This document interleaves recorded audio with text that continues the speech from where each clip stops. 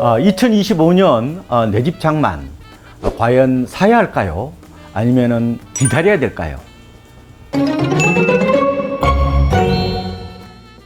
KB 인베스터 인사이터 2025를 찾아주신 여러분 반갑습니다. 여러분들을 흥미로운 부동산의 세계로 안내할 박원갑 부동산 수석위원입니다.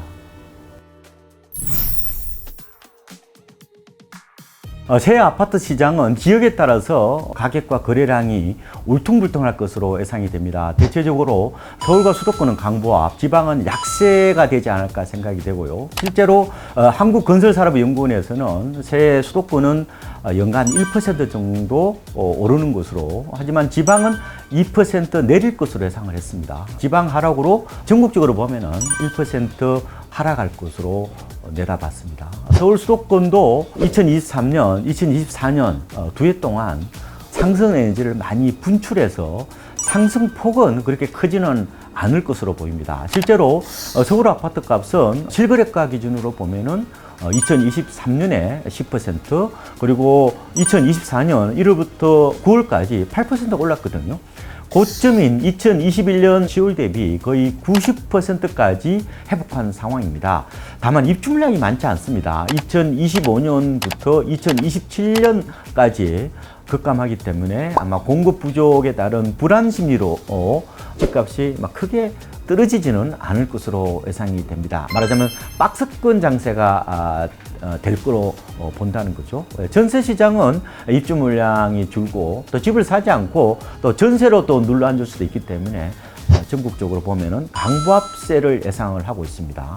실제로 한국건설산업연구원도 새 전세 가격을 1% 정도 오를 것으로 전망을 했습니다. 요약을 드리면 매매는 보합 또는 약보합, 전세는 강보합으로 정리를 할 수가 있겠습니다. 저는 급매물과 분양받기라는 투트랙 전략을 통해서 내 집 마련 전략을 짜시는 걸 추천을 드리겠습니다.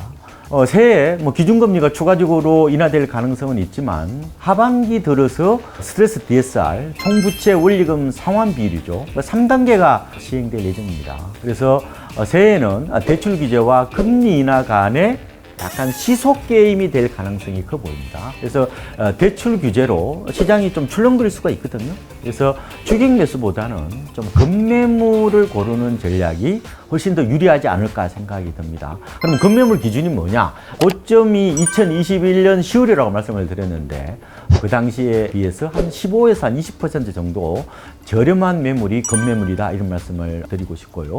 그래서 내 집 마련이 꼭 필요한 실수요자라면 너무 타이밍을 재지 말고 가격 메리트를 보고 매입 여부를 판단하시는 게 훨씬 낫지 않을까 생각이 듭니다. 그리고 신규 분양도 관심을 가져보세요. 여러분 혹시 얼죽신이라는 말씀 들어보셨나요? 어느 정도 신축이라는 유행어가 탄생할 만큼 신규 아파트가 인기가 있습니다. 다만 새집 프리미엄을 인정하더라도 주변 시세의 5% 이상 비싼 것은 좀 신중해야 되겠죠. 비싸게 사면은 새집이라도 메리트가 떨어지니까요. 수익형 부동산은 오피스텔이나 상가 빌딩을 많이 떠올리잖아요. 근데 기준금리가 인하되면은 거래에 숨통이 들 것으로 예상이 되고요. 왜냐하면 수익형 부동산은 시장금리와 비교 우위를 통해서 수익이 높으면 투자를 하는 경향이 있으니까요. 다만 상가는 조심하실 게 금리 인하만 볼 게 아니다. 소비 시장의 구조적 변화 흐름도 함께 봐야 된다, 이런 말씀을 드리는데, 최근에 온라인 소비가 오프라인 소비를 넘어섰다고 하죠. 소비 침체에다가 소비의 온라인화, 그리고 디지털화로 상권, 특히 오프라인 상권이 이축될 수 있다는 점은 감안하셔야 됩니다. 그러면 수요가 많은 역세권이라든지 대학가, 업무지구 같은 발자 지역을 중심으로 선별 접근하는 게 좋을 것 같고요. 수익률은 지금부터 약간 높게 잡는 게 좋을 것 같습니다. 한 연 4% 정도는 돼야 될 거로 보이고요. 근데 이제 오피스텔이라든지 상가는 가격이 잘 오르지 않습니다. 그래서 투자하시는 분들은 매입가를 더 낮추는 게 좀 좋지 않을까 생각이 들고요. 그래서 시세보다 싼 급매물은 당연히 좋고요. 경매나 공매를 활용해서 좀 접근하시는 것도 좋은 대안인 것 같습니다. 저는 상품을 팔라 이런 말씀을 드리고 싶은데 손품, 다리품, 머리품이라는 거죠. 먼저 손품인데요. 인터넷이나 모바일로 요새 검색을 많이 하시잖아요. 정보를 많이 좀 탐색해 보는 게 좋습니다.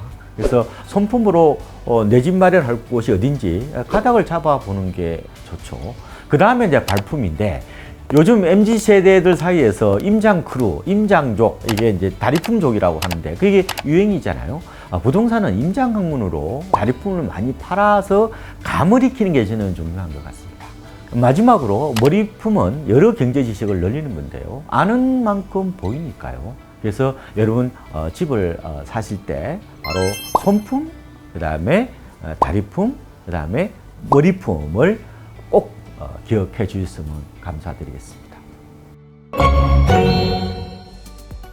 투자의 경계를 넓혀라. KB금융그룹과 함께 하세요.